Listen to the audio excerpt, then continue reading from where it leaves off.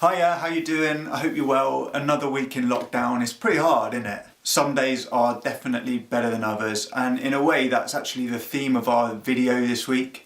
We're looking at the idea of difficult times and how can we worship and love God when things are really hard. So I hope you enjoy it. I'm praying for you still, and I'll speak to you soon. When I was a kid, I could never understand Christian worship. It all seemed quite choreographed to me, like everyone knew all the moves and all the words to the songs, and it made them feel better, even if their lives were hard. Wag your finger and left foot. But when I got a bit older, I started to read the Bible for myself, and I realised that loads of the worship in the Bible is actually really hardcore. It's really honest about suffering, it's really authentic about what it means to be flawed and to be a human. In a word, it's real. And in the Bible, there's a special type of worship song called the lament. Now, there's a whole book in the Bible called Lamentations. It's in the Old Testament. And Lamentations are songs of sorrow. But there's a bunch of them all through the Bible, and all sorts of Bible characters sing songs of sorrow. And they do this for two reasons. Number one, so they can process their emotion, so they can process their sadness and use it as a way of expressing how they feel. The second reason that people lament in the Bible is so that they can protest. Now, they might be protesting about all sorts of things like injustice, about suffering, about loss or bereavement, but the main thing that they protest against in the Bible is God Himself.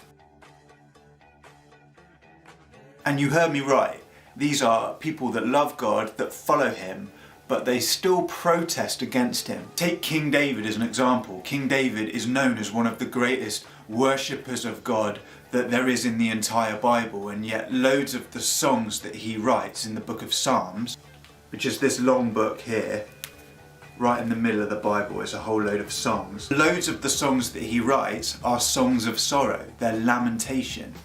The reason that these songs of sorrow are in the Bible is because the reality of life is that sometimes it's really, really hard. And when life is hard, we're not supposed to just fake it and pretend that everything's awesome. God has these songs of sorrow in the Bible because He can handle it when we're angry. He can handle it when we're suffering. He can even handle it when we're protesting at Him. One of the very best times of prayer and worship that I ever had with God was one night. It was about 11 o'clock at night. I couldn't sleep, so I went for a walk up on the Downs here in Bristol. I got up there and there was no one around. And it was a time in my life where I was out of work. I didn't have a job because I had depression quite badly. And so I was up on the Downs just shouting. I hope no one could hear me. I was just shouting out all of the things in my life that I was angry about, all of the things that I'd become disappointed about. And I was directing this stuff at God. I wasn't just saying, oh, by the way, you know, it'd be great if I had a job and it would be great if I didn't have depression anymore. I was like, you, I thought you were good. Everyone told me that you were a good God.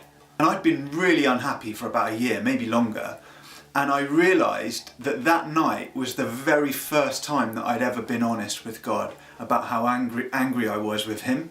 And the moment I expressed my anger towards God, I just felt the Holy Spirit rush in. And it was like, I'm here.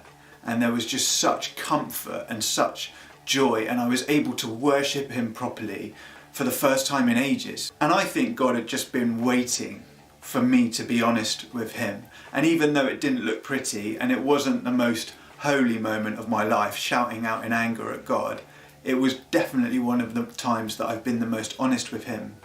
And He saw that and He was like, I love you so much. I'm here. I just wanted you to be real with me.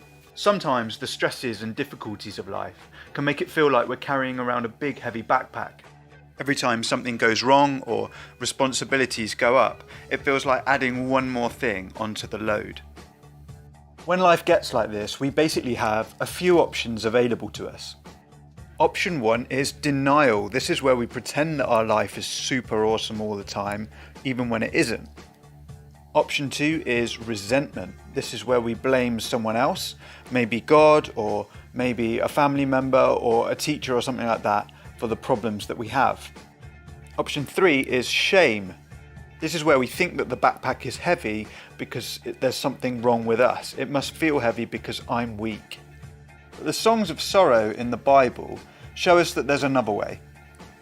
God invites us to empty the contents of our backpacks before Him, to show Him our disappointments and our hurts, and allow our worship of Him to start from that place, not from a place of fake joy. Now, there's no Bible time from me this week because I want you to do it at home. Try reading one of the following Psalms of lament, either Psalm 10, Psalm 63, Psalm 69, Psalm 74 or Psalm 79. I want you to read one and I want you to notice, what do you think that this writer is processing and what do you think that the writer is protesting? Then have a look at how these psalms end. Do they end in denial, resentment or shame? Or do they end in worship? Finally, if it's been a tough week, why not try rewriting the psalm you've chosen in your own words and using your own experiences? God doesn't want us to be fake. He wants to meet us where we really are. The good news of Jesus is not that when we become Christians, everything in our lives will be totally brilliant forever. The good news of Jesus is that we get Him, and He is enough. Jazz hands!